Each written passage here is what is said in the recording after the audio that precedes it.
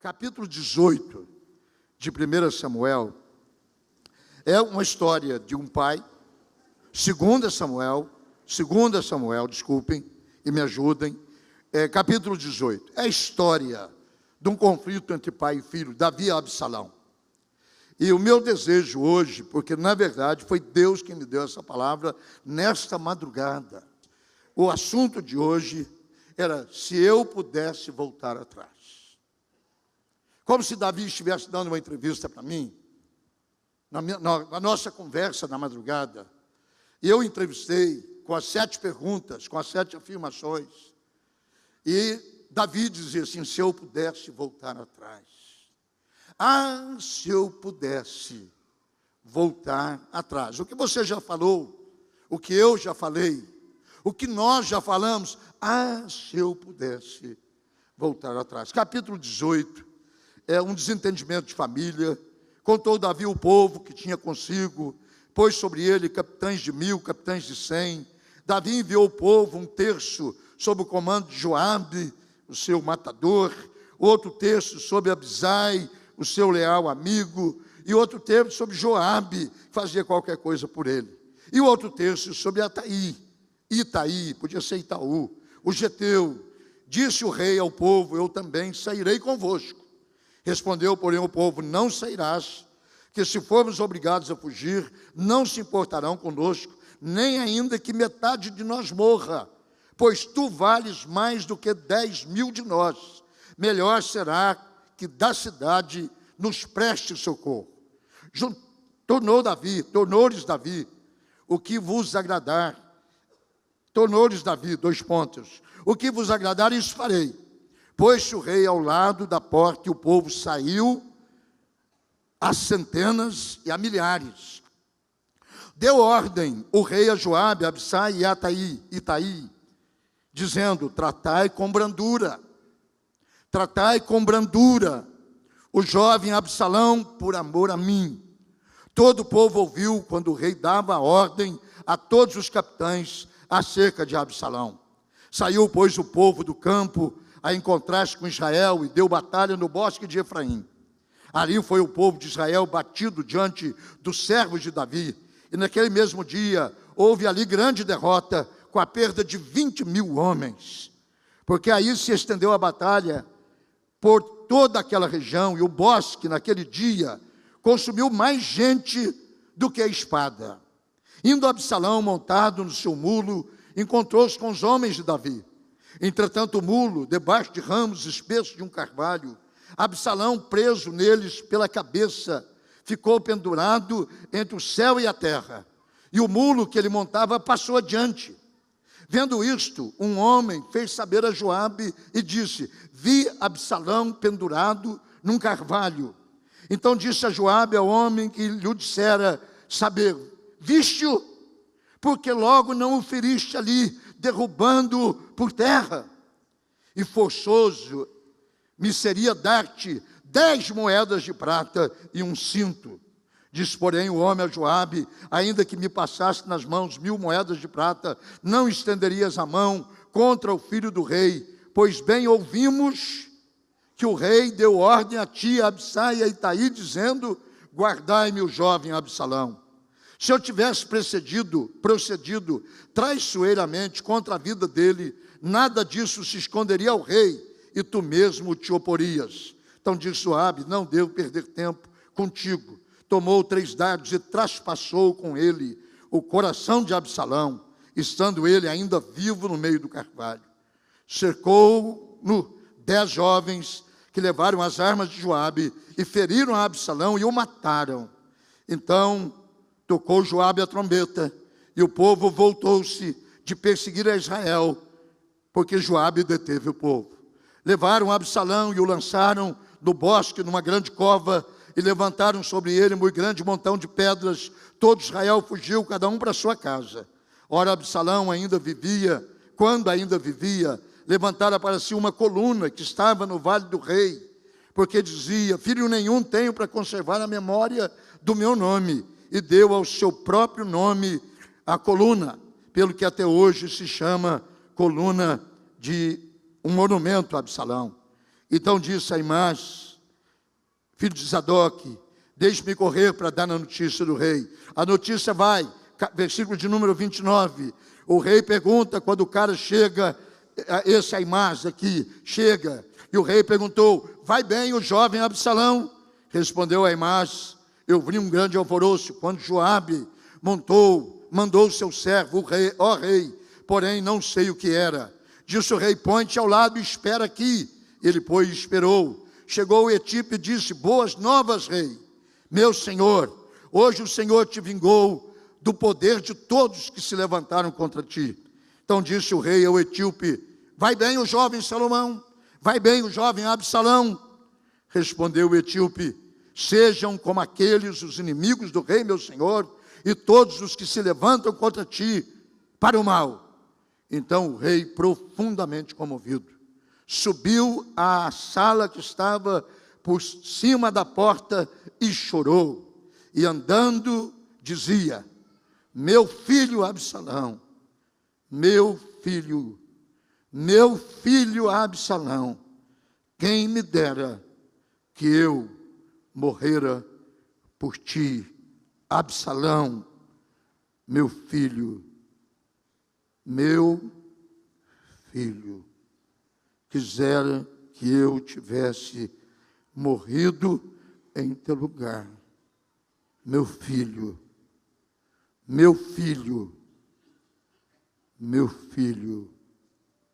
Absalão.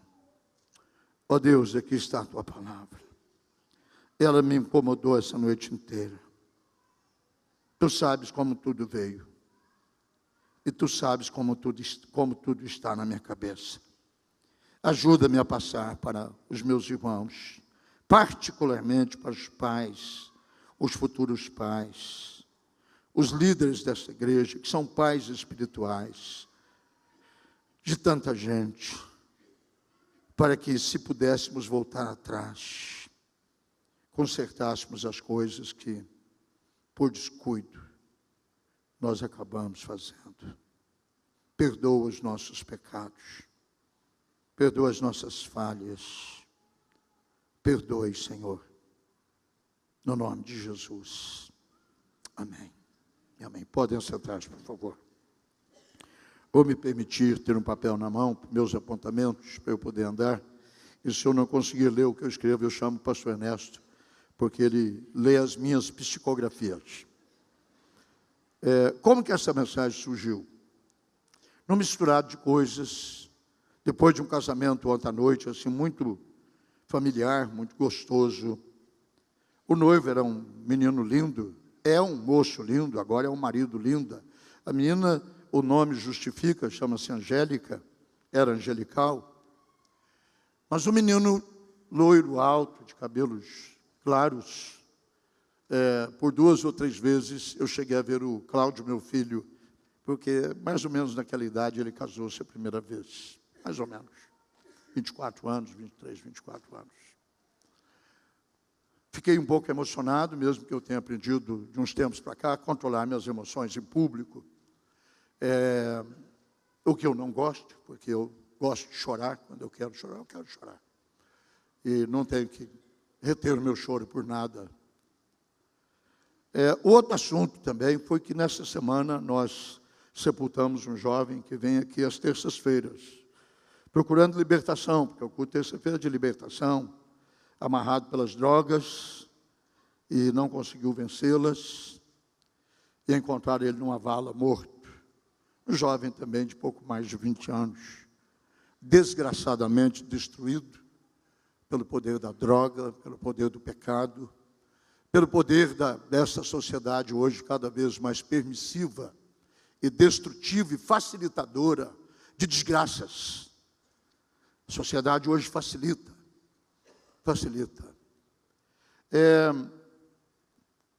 A outra coisa foi a emoção da partida da Carol, nossa neta número 1. Eu estava com isso na cabeça. Ontem, eu e Lúcia particularmente, saiu com ela para comprar aquelas coisinhas que só a mulher pode saber como é que é. E fez assim de forma carinhosa. E eu fui somando essas coisas todas, que incluiu também primeira vez em um ano que eu reentrei na loja que o Cláudio estava construindo aqui na esquina, para poder retomar, depois de um ano, o que deve ser feito. Talvez a soma toda dessas emoções provocou uma convulsão interior dentro de mim, a soma disso. Ao ponto de eu ir para a cama e o subconsciente, ele age assim, ele ajunta coisas assim de uma vez e ele começa a jogar em cima das nossas cabeças as coisas que nós julgamos poder ser ou uma revelação de Deus, e pode ser, ou pode ser em conjunto, uma voz de Deus juntada com as nossas emoções. E as duas coisas são válidas, 100% válidas. Passou pela minha cabeça a pergunta: se eu tivesse chance de voltar atrás, o que eu faria? Se eu pudesse, eu tenho 68 anos de idade, nós temos 44 anos de casado, eu sempre completo, viu, irmãos? Para mim, se você está no ano que está terminando, quando chegar na data que você celebra, você já viveu. Então, daqui um mês e meio, eu completo 68 anos. Então, eu já tenho 68. Está acabando os meus 68 anos. Dia 8 eu já tenho 69. Eu vou viver o ano 69. É assim que eu conto. A mulher não conta assim. Mas eu conto assim. Entendeu? Porque eu já estou gastando o que eu tenho. Concorda comigo ou não? Eu já estou nele. Quando eu chegar lá, já acabou. Eu já entro nos 70, quando acabar os 70. Mulher não conta assim. Mulher é a famosa autora da frase: me engana que eu gosto. E ela mesmo se engana. Homem se é. Ele disse: não, eu estou ficando velho mesmo. Talvez a mistura de estudo levou-me, Deus levou-me, porque são coisas de Deus, você não entende essas coisas. Porque eu vou para a minha pequena escrivaninha ali, entre o nosso quarto e os outros quartos, a Lúcia me presenteou com um pequeno espaço, muito pequeno, mas me deu um pequeno espaço.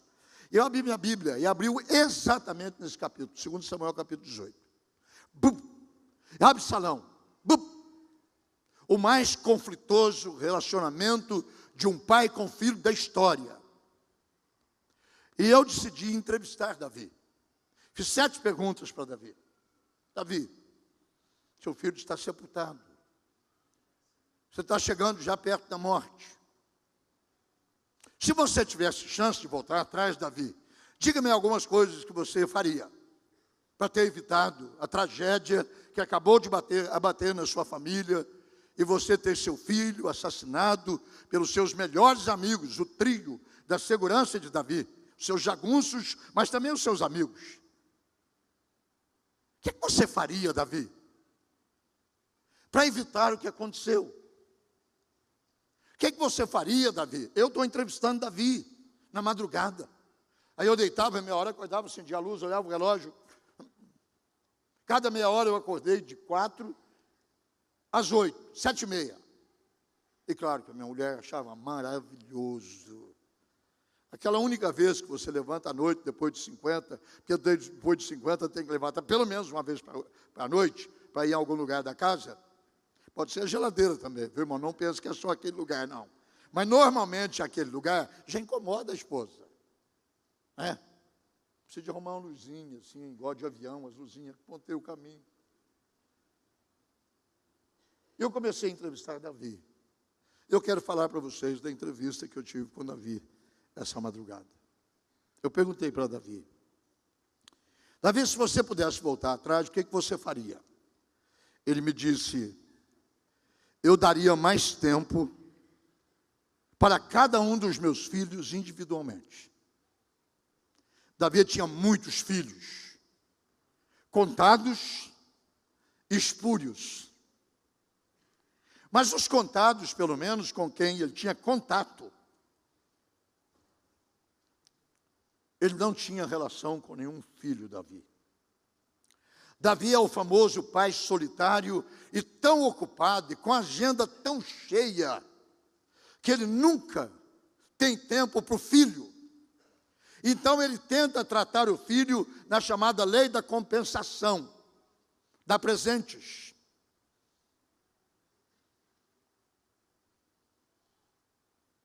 Dá viagens. paga escolas caras, porque ele não tem tempo. Na verdade, eu sou o rei, eu tenho que entender o general, eu tenho que fazer reuniões com as outras nações. Quem cuida de menino em casa é a mulher, e eu tenho 8. Por que eu vou gastar tempo com essa turma, se tem 8 mulheres em casa? Não gostei da resposta de Davi. Eu não gostei da resposta de Davi, porque Deus não deu em lugar nenhum na Bíblia autoridade para as mulheres criar os filhos. A Bíblia autoriza o pai ser o sacerdote e o líder da família e o cabeça da mulher. Não a cabeça, mas o cabeça da mulher. Davi nunca sentava na mesa para jantar com os filhos. E aqui eu venho para a volta da mesa, porque as melhores conversas que nós temos com a família em volta da mesa, eu me lembro, de novo, eu tenho que voltar ao meu ninho, casa dos meus pais.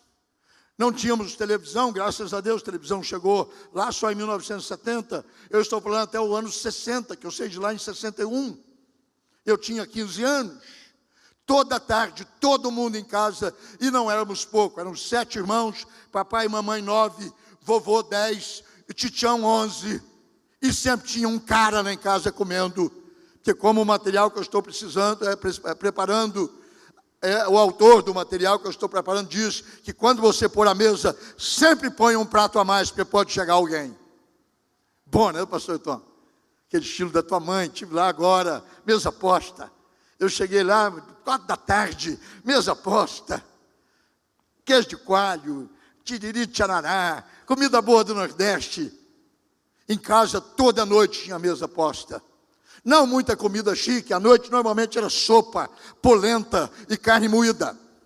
Dona Marieta, italiana, era boa de fogão, tudo feito no fogão a lenha. Acabava o jantar. Nós tínhamos uma reunião nas noites frias, assentados, quem podia, ao rabo do fogão. Alguém vai dizer, fogão tem rabo? Pastor, tem. Esse que vocês têm agora não tem. Mas os fogões que nós tínhamos no interior e aqui também na capital, nas grandes cidades, aqui na capital, isso é a capital da vaidade, Campinas. Nunca vi um povo tão vaidoso. Deve ser a capital da vaidade do Brasil. É o campineiro, né? Campinas. Campinas é a roça, amigos. Capital é São Paulo. Quando você pergunta para alguém que veio de fora, de que cidade do interior que você veio? Da mesma cidade do interior que você é. Você também é do interior, cara. Isso aqui não é capital, não. É, mas é a capital da cultura, Atenas do Brasil. Menos. O que eu tenho a ver com isso também? Isso não está na mensagem. Isso não foi Deus que deu. Também não foi o diabo, fui eu. Sentávamos no rabo do fogão, quem podia? Os menores. Fogão é o seguinte, aqui está o fogão com a sua trempa, 5, 6 bocas, lenha aqui, ó. Aqui tem um controle da chaminé, se você fecha a labareda, se você abre, chupa a labareda, que as brasas, as panelas sempre cheias, 4, 5, 6, o rabo do fogão comprido, cabia 4 meninos, aquecendo, gostoso. E nós nos assentávamos ali, ouvi histórias da minha avó da Itália, ouvi histórias de um tio que nós tínhamos, que era mentiroso pra caramba, mas ele sabia contar história de lobisomem, de mula sem cabeça, entendeu? E a gente ficava ali com o olho estatalado, e chegava às 9 da noite, era hora de ir para a cama, porque às 5 da manhã, papai acordava e abria a janela e porta toda, 5 da manhã, em volta da mesa, no rabo do fogão. Davi não tinha tempo para isso, a agenda muito cheia. Pastor Aguiar, o senhor não compreende, o senhor está falando mal de mim. Ficou 20 pessoas para atender amanhã. Davi me disse, eu daria mais tempo para os meus filhos, individualmente. Como eu tenho 7 perguntas, eu preciso ir rápido com algumas delas, mas eu achava essa importante. Segundo, eu tentaria saber com quem ele estava andando. Aí eu preciso ir lá para trás, convidar vocês para ler comigo o capítulo 17, Eu sou um pregador de Bíblia, não um contador de história, não é? Minha esposa anda me corrigindo, dizendo que eu conto história demais, mas não tem jeito. Faz parte dos velhos, e os velhos contam histórias. Capítulo 17 mostra que, na verdade, nós temos que ir um pouquinho atrás. Capítulo 15, ele tinha uma turma de 200 amigos. 15 e 11. De Jerusalém foram com Absalão 200 homens convidados, que nada sabiam daquele negócio que ele estava fazendo, rebelião. Anote os versículos e leia com carinho em casa e estudem. Também tinha 2 conselheiros, um chamava Uzai e outro chamado Aitofel. Capítulo 16, versículo 7. Davi me disse: se eu pudesse voltar atrás, eu tentaria saber com quem os meus filhos estão andando. Sim, senhores. Conhece a turma do seu filho? Conhece com quem que eles estão andando? Sabe onde eles estão frequentando? Conhece particularidades da vida dele? Não, pastor, não tenho tempo. Isso é coisa da mãe deles. Não é, meu amigo.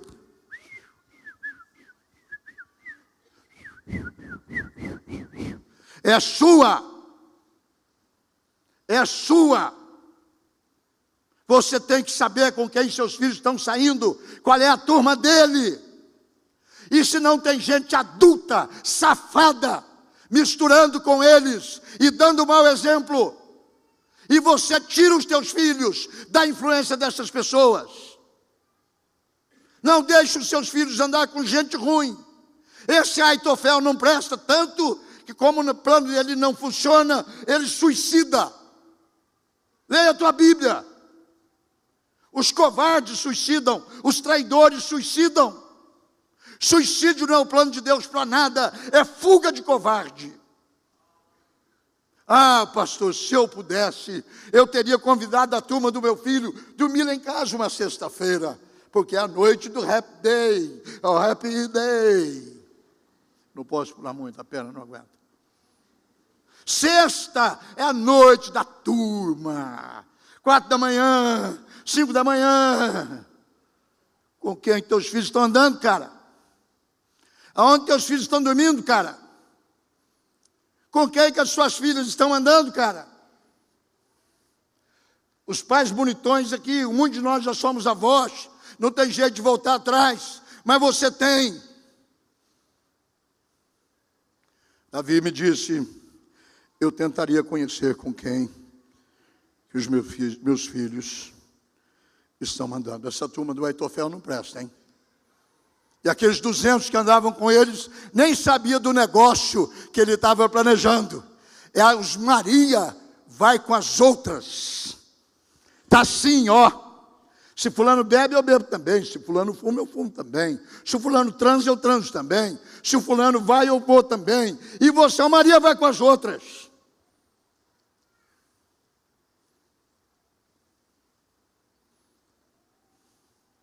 Davi disse: olha, se eu pudesse voltar atrás, viu, eu ia tentar saber com quem meus filhos estão andando.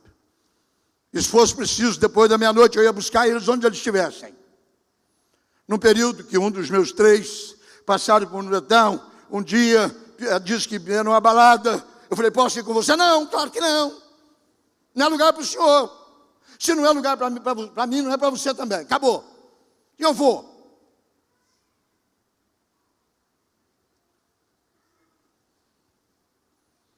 Eu nunca baixei a guarda, não, amigos. Com 18 anos, eu enfiei o Flávio dentro do armário, na pancada. O armário não era bom. Como eu dei uma catada nele, bati no armário, ele entrou para dentro com roupa, parede, tudo. Sim, senhores. Ele agora tem 42, não precisa. Está aí no iPad, iPod, iPhone, Aera, mandando uma nota para mim, para o Dia dos Pais, por ter ensinado o homem que ele é. Mas dei pau naquele cara. Baixa a ripa, irmão. Se o seu filho te denunciar, você vai lá e fala para o delegado: vou ficar preso, mas eu vou cuidar do meu filho. Porque você só vai cuidar, doutor, depois que ele estiver drogado. Quando ele estiver cheirando e fumando crack. É que você vai cuidar dele na cadeia. Então, para ele não vir para cá, eu vou baixar a ripa nele. E baixa a ripa, irmão. Para dessa educação moderna, pós-moderna, que só no tititi e 200 por semana de mesada e sempre não sei o quê. Você não sabe no que o miserável está usando o dinheiro que você ganhou no suor. Davi, se você pudesse, o que você faria? Eu voltaria atrás. Qual outra coisa, Davi, que você acha que você poderia ter feito?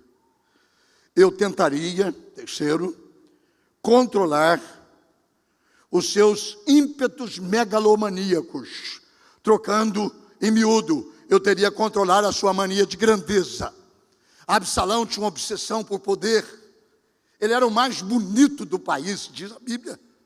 O cabelo dele, um cabelaço, pele clara, de olhos azuis, queimado pela praia e pela areia do deserto. O cara era... A Bíblia diz que não havia ninguém em Israel mais bonito do que ele. Mister Universo. Mas uma cabeça podre, uma ânsia por poder. Matava irmão como se fosse matar bandido, um jagunço de alma. E Davi não dava pau nele. Davi só, Absalãozinho, ai, lelé. Essas mães que ficam passando a mão na sem vergonhice dos filhos. Está tirando a autoridade paterna. E você, pai, perdeu, porque você não comparece. Você transfere para os outros. Davi disse, se eu pudesse, eu teria quebrado esse moleque no pau, porque ele tem uma mania de ser grande, 18. Eu sou na Bíblia, irmãos. Você pode não gostar de mim, mas da Bíblia você tem que gostar. Quando Absalão, 18, ainda vivia, ele mandou fazer um monumento para ele, para conservar a memória dele. Está lá até hoje um movimento chamado Monumento a Absalão, com dinheiro do pai, miserável, porque não tinha. O cara fazia já monumentos para ele, quando ele não era nada, pastor. Ele não era nada, ele era um rebelde. Ele era um filho desobediente, ele era um filho desastrado. Puxa a rede, irmão. Se você está vendo o nariz irritado demais, quebra. Se você está vendo um ego exacerbado, um ego, Hitler, Napoleão Bonaparte, Alexandre o Grande, Mussolini, todos, e eu não tenho nada contra isso, eram pessoas psicopatas, porque todos tinham menos de 1,60 m, os quatro. O ego do homem pequeno é exacerbado, porque ele quer compensar a grandeza por perda de estatura. Arruma um sapato de salto para teu filho, desde que ele não vire gay. Se ele precisa de mais 10 centímetros, faça um solo de 10 centímetros. Põe uma perna de pau nele. Encaixa uma perna de pau para ele andar mais alto. Mas quebre o ego dele. Quebre o ego dele. Tome o carro dele. Tire a mesada dele e dela. Tira. Quero ver se ele fica bacanão com 20 reais no bolso no sábado. 20 reais é o McDonald's, meu filho. Agora 200, hein? 200, hein? E 500, hein? Pau nele. Davi diria, se eu pudesse, eu ia bater naquele menino até ele ficar tonto. Era o único dos filhos de Davi que tinha capacidade para sucedê-lo como rei de Israel. Único. Ele era um líder paralelo. E todo líder que compete, ele é bom. Ele é bom, canalize o potencial dele para cá. Ele tinha um governo paralelo. Davi não viu isso, não viu o potencial do filho, potencial de liderança de Absalão. Brigou com ele, deixa eu ver onde está isso aqui. Perdoaria os seus erros, é o quarto. Davi, se você pudesse voltar atrás, o que você faria com Absalão? Perdoaria os erros dele. Absalão fugiu de casa. Ficou fora um grande tempo. Finalmente, um de seus conselheiros convenceram Davi de trazê-lo de volta. Davi o trouxe de volta. Mas ficou quantos anos sem recebê-lo em casa? Tchan, tchan, tchan, tchan. Quantos anos? Trouxe de volta para Jerusalém. 2 anos. Davi não recebeu em casa. Vamos ver se o pastor Guilherme prega a Bíblia pura mesmo, ou se ele conta a lorota. E se eu anotei errado, vocês têm misericórdia de mim, hein? Choraria. Não. Vamos voltar atrás. É bem atrás. É bem atrás. E talvez seja por aqui. Capítulo 13, versículo 37. Absalão fugiu e se foi para a casa do seu avô, rei de Gesur. E Davi planteava seu filho todos os dias. É o que eu não entendo. O homem chora, mas não perdoa. E diz aqui, Absalão fugiu, indo para Gesur, onde ele esteve 3 anos. Davi não mandou e-mail, não mandou um iPad, não mandou uma mensagem, não mandou um coco, não mandou um queijo. Davi, pai de coração duro. Às vezes a iniciativa do relacionamento não vai partir do filho, tem que partir do pai. E quando Absalão, numa negociação entre o conselheiro de Davi, a beleza está aqui, depois você vê, viu? Capítulo 14, versículo 28, aqui fala de 25 a 27, diz que ninguém havia mais bonito do que Absalão, etc e tal. Quando ele cortava o cabelo, pesava não sei quantos quilos. Tá. Absalão só é admitido, versículo 28, 14, 28. Tendo Absalão, estando Absalão, mudar o verbo ter por estar, em Jerusalém por 2 anos, sem ver a face do pai. Que pai é este? Que o filho está na cidade, e só porque teve uma encrenca, não vai vê-lo por 2 anos.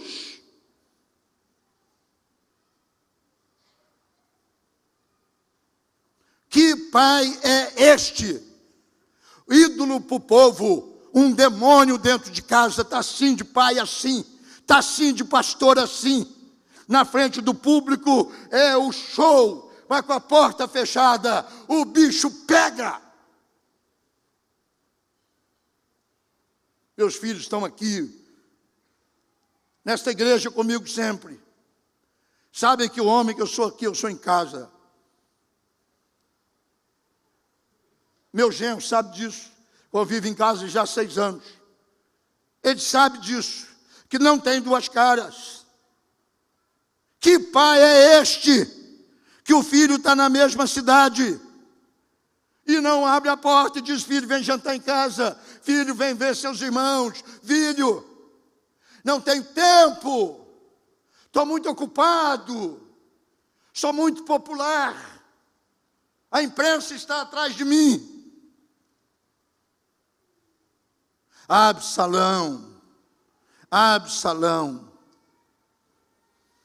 Absalão. Quinto, eu daria o amor no tempo certo. Eu daria o amor que os meus filhos precisam na hora que eles precisassem de mim. Amor atrasado não funciona. Mesmo que eu encha o túmulo do meu filho com flores todo dia e ponha uma placa de ouro, não vai cobrir os erros que eu cometi.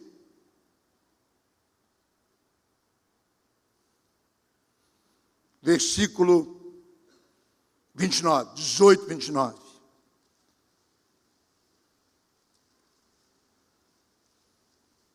Amor no tempo certo. Na verdade, 18, 29. Perguntou o rei a Aimás. Aimás, vai bem? Mensagem fora de tempo, amigo. Vai bem? O jovem Absalão. Erros grandes de Davi. Mostra amor e bondade para alguém que já tinha morrido.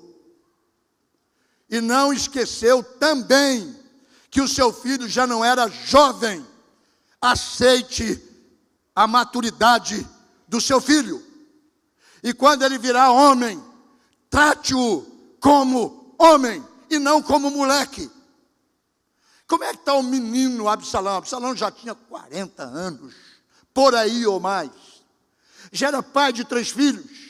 Davi era avô de netos que ele não conhecia, porque ele não visitava Absalão. Como é que ele conhecia os netos? Vai perder o tempo bom da vida assim. Não é coisa do mundo para nós, 3 meses para cá. Chama-se Isadora. A gente vê no iPad, no iPod, no iFui. E quando a gente vai lá também, e a gente está acompanhando cada tititi. E agora você, seu Davi, não só não vê seu filho, como não conheceu os seus netos. Cabra safado. Todo mundo anda andando, falando das belezuras de Davi. Eu sou o maior inimigo dele, eu meto cacete nele. Não quero ser como Davi, não. Eu não. Quero não. Eu não quero ser, não. Quero ser como José. Davi eu não quero ser, não. Entendeu? Prefiro outro ídolo para mim, outro herói para mim. Davi não. Mau pai, mau esposo. Aqui ele dá amor no tempo errado, porque ele está dando amor para o morto. Vai bem, o jovem Absalão já era um homão, tinha um exército que estava batendo no exército de Davi. Só num dia Davi perdeu 20.000 homens. E ele vem com essa conversa. E o menino? Como é que está o menino? O menino. Já leram aquele versículo na Bíblia que o Gerê pregou para nós? Que quando Isaac cresceu, Abraão deu uma festa e o desmamou. Desmame seu filho enquanto é tempo. Deixe de ficar pagando conta que ele fez. E você fica se atolando nas contas, porque teu filho gastou no cartão de crédito, deu cheque sem fundo. Deixa ele responsabilizar por isso. Deixa ele vender a motinha dele. Deixa ele vender o anelzinho dele. Deixa ele vender o iPad, iPod, iFui, para ele viver o que já era. Está chorando no tempo errado, seu Davi. Teu filho já está morto. E você está perguntando se ele está bem. Ele está mal. Ele está debaixo de um montúrio de pedras. Ah, se eu pudesse voltar atrás, Davi me disse nessa madrugada.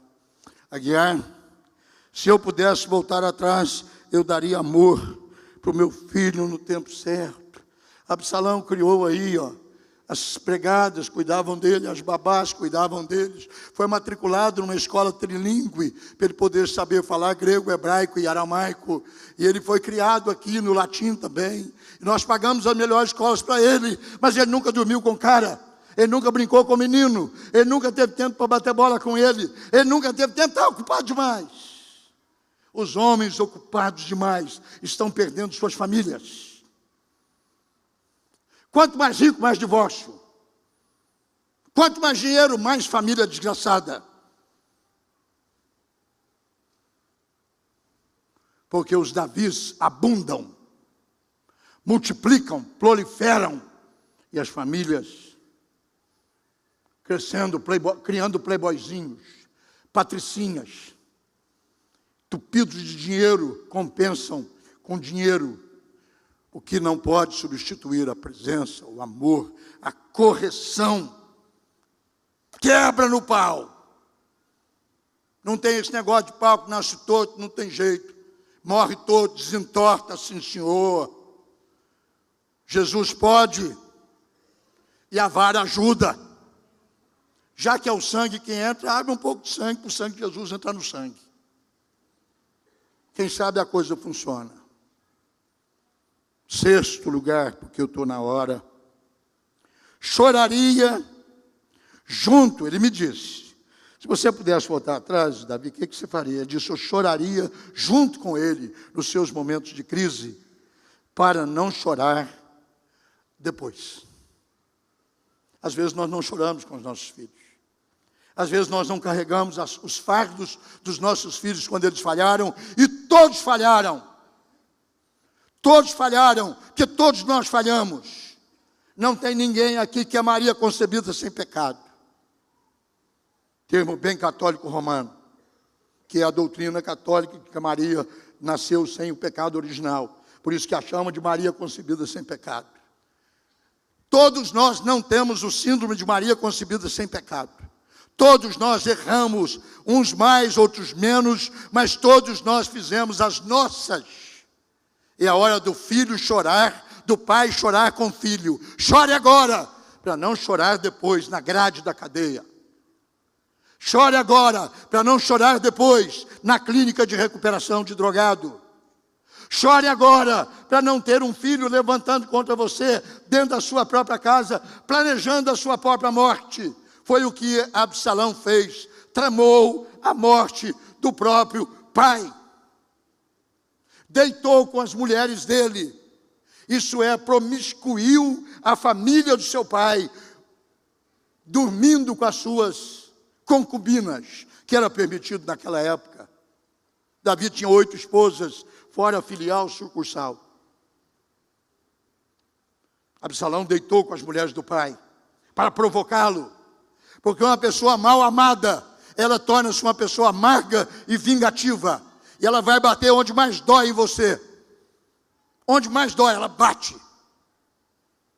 Absalão era um moço amargurado, era um moço frustrado, era um moço decepcionado com esse pai herói, que de herói não tinha nada, era só manchete na Rede Globo, mas em casa não sabia onde o filho esteve, em que escola que ele esteve, qual é a nota que ele teve, e com quem andou comendo, qual era a turma dele, aonde ele ia, e chegava de madrugada, e passou 3 anos fora de casa, e não foi visitá-lo nenhuma vez, e ele voltou para a cidade, e ele levou 2 anos para recebê-lo. Que cara é este? Eu disse para Davi ontem à noite, vai ser ruim assim no inferno, hein, cara? Chore junto, para não chorar depois. Chore agora, para não chorar amanhã. Chore. Não é pecado chorar? Chore.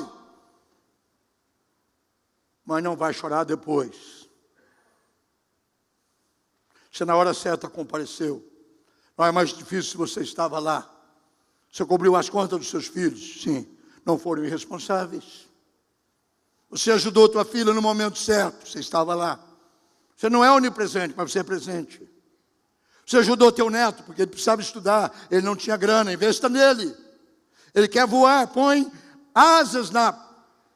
Aquele negócio da galinha que a gente gosta de comer, eu gosto, aquele asinha com um pedacinho de negócio, como é que chama aquilo? É aquilo mesmo. Mas sem pena não presta, amigo. Todos têm aquilo lá, você tem que pôr pena naquilo, para a pessoa poder... Eu escrevi um cartãozinho para a Carol, esse é o seu primeiro voo, Carol. Voe mais alto, vai, vai, vai, vai. Chore agora, para não chorar. Filho mimado, filha mimada, vai te criar encrenca. Davi compensava com coisas o que ele não dava com a alma.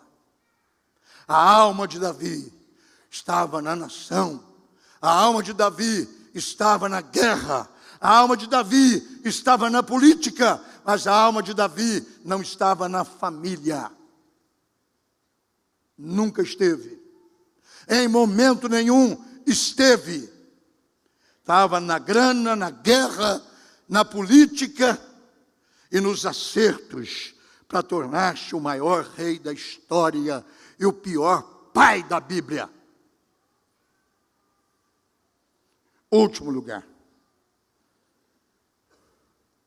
Davi, se você pudesse voltar atrás, como é que você comportaria diante dos seus filhos? Lembrar que ele tinha filho com 8 esposas, hein? É uma família complicada. Um irmão matava o outro, é comum na família de Davi. Chamado fratricídio. Davi me disse, eu mostraria a minha cara para os meus filhos do jeito que eu sou. Eu não viveria com a cara encoberta. Eu tiraria a minha máscara. Onde está isso na Bíblia? Sigam-me. 19, versículo 34. Vou ler desde o começo que eu termino aqui. Disseram a Joabe, eis que o rei anda chorando. Capítulo 19, versículo 1. E lastima-se por Absalão. Então a vitória se tornou naquele mesmo dia em luto para todo o povo, porque naquele dia o povo ouvira dizer: o rei está de luto por causa do seu filho. Naquele dia, naquele mesmo dia, entrou o povo às furtadelas na cidade, ou seja, entrou escondido. O povo estava no campo de batalha. Como faz quando foge envergonhado por uma batalha, que eles tinham ganho, não tinham perdido. Normalmente entravam pelo portão principal, trazendo os despojos, e as mulheres e os filhos saíam, e todo mundo dançava. Agora a cidade estava triste, porque o rei estava triste, e o rei estava envergonhado, e o rei estava derrotado. E o versículo 4 diz assim: tendo o rei coberto o rosto, exclamava em alta voz: meu filho Absalão, Absalão, meu filho, meu filho. Meu amigo Davi, você deveria ter tirado a máscara mais cedo. Agora ele está com o rosto coberto. Olha o que a Bíblia diz: tendo o rei coberto o rosto, para ninguém ver a sua vergonha. Estava chorando pelos corredores, dizendo: Absalão, meu filho, Absalão, Absalão, meu filho. Por que você não? Sem ser noveleiro, eu vou citar o tema de uma novela: mostre a sua cara. Lembra? A música do Ney Matogrosso, é ou não? Quem é? De quem era? Mutantes, gritantes, envergonhantes. Quem? Cazuza. Mostre a tua cara. Pior ainda. Rádio, mostre a tua cara. Chegue de ser um homem de duas caras. Chegue de ser um pai de duas caras. Mostre a tua cara. Davi escondia a cara quando ele perdia. Sim, porque o herói não pode aparecer em público verdadeiro. Ele tem que ser mentiroso, descarado e falso. É o que a liderança nova hoje é. Está aí a Veja hoje mostrando a podridão do juiz do Supremo Tribunal, o Lewandowski. O Lewandowski é um safado, mas com aquela cara dele de lorde inglês, com o nome de gente importante, manipulou os votos do mensalão a favor do PT, para que eles não fossem condenados, mas tinha 6 homens honestos lá dentro, no meio de um Altoff que esconde a cara, e de um Lewandowski que esconde a cara. Tem gente nesse mundo que ainda mostra a sua cara. Mostre a sua cara, para os seus filhos, para a tua família, para a tua mulher, para os teus amigos. Deixa de ser esse camaleão enrustido, e mostre a tua cara. Não adianta depois da tragédia esconder a cara. Diz o texto que Davi escondeu o seu rosto e chorava com a cara encoberta: meu filho Absalão, Absalão, meu filho Absalão. Mostre a tua cara antes. Vai procurar o teu filho, diga para ele: eu errei, me perdoa. Vai procurar a tua filha e diga para ela: volte para casa.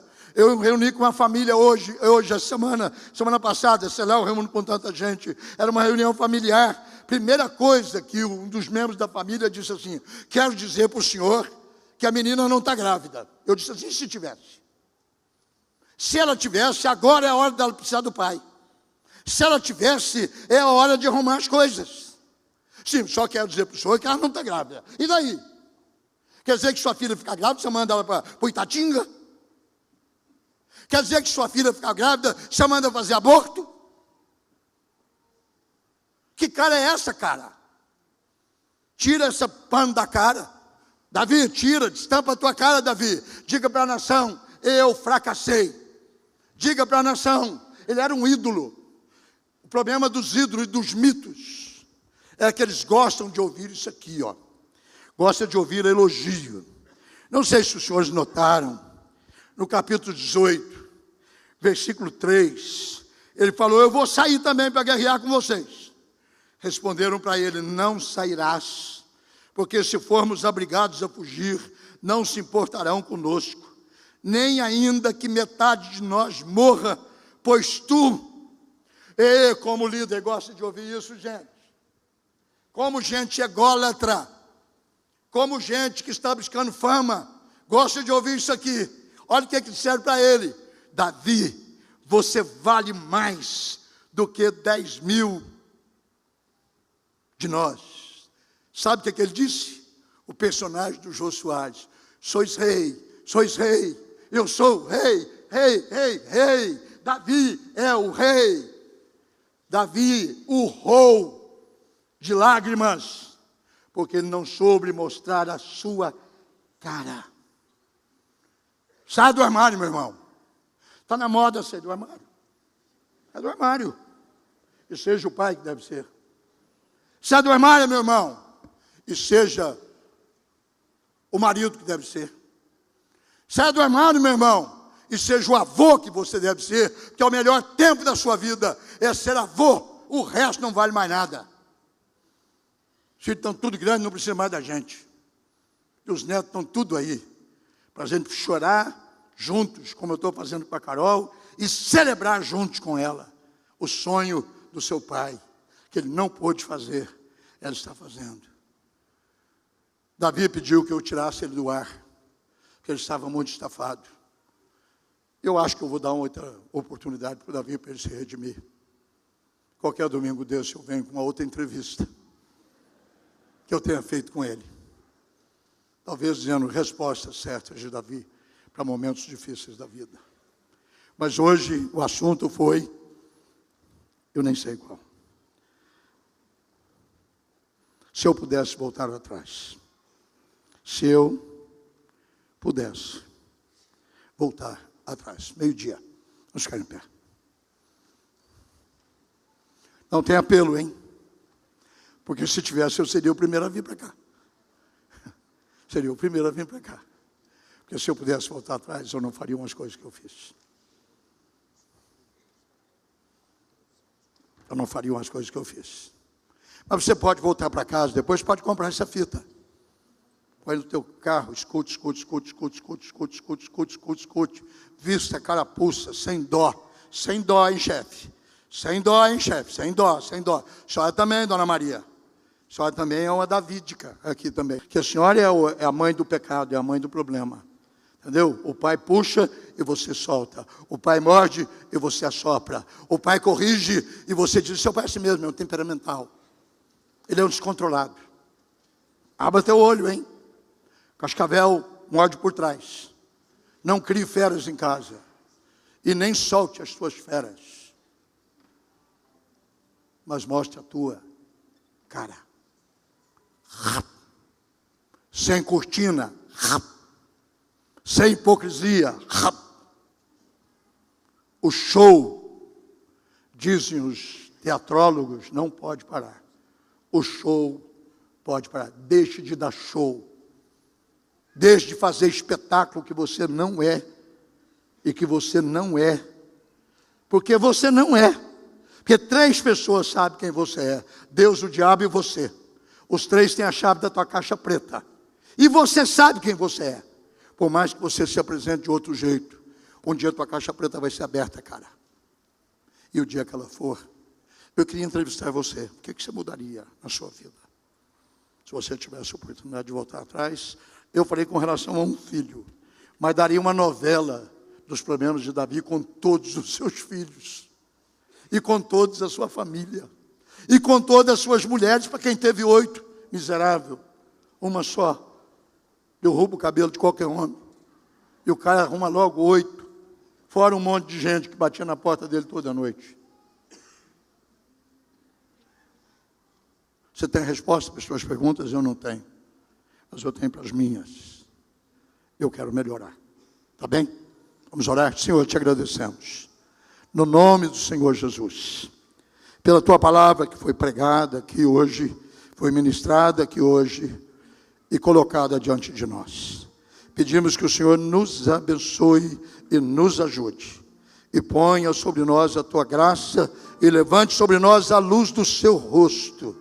e nos ajudes a corrigir aquelas áreas que por omissão e às vezes até por autopermissão nós temos falhado ou falhamos no passado, mas ainda é tempo de retroceder e pôr a casa em ordem, para que nós não possamos chorar no tempo atrasado, chorar tarde demais, pegar o nosso Absalão, ou a nossa Absalina, sei lá quem é, Senhor, e tratarmos as coisas como devem ser tratadas, e fazer as coisas acontecer como devem ser feitas. Perdoa os nossos pecados, levanta sobre nós a luz do seu rosto. Nós oramos e abençoamos o teu povo com a tua bênção, dizendo que o Senhor Deus te abençoe e te guarde, que o Senhor faça resplandecer o seu rosto sobre ti, que o Senhor tenha misericórdia de ti e te dê a paz. Amém.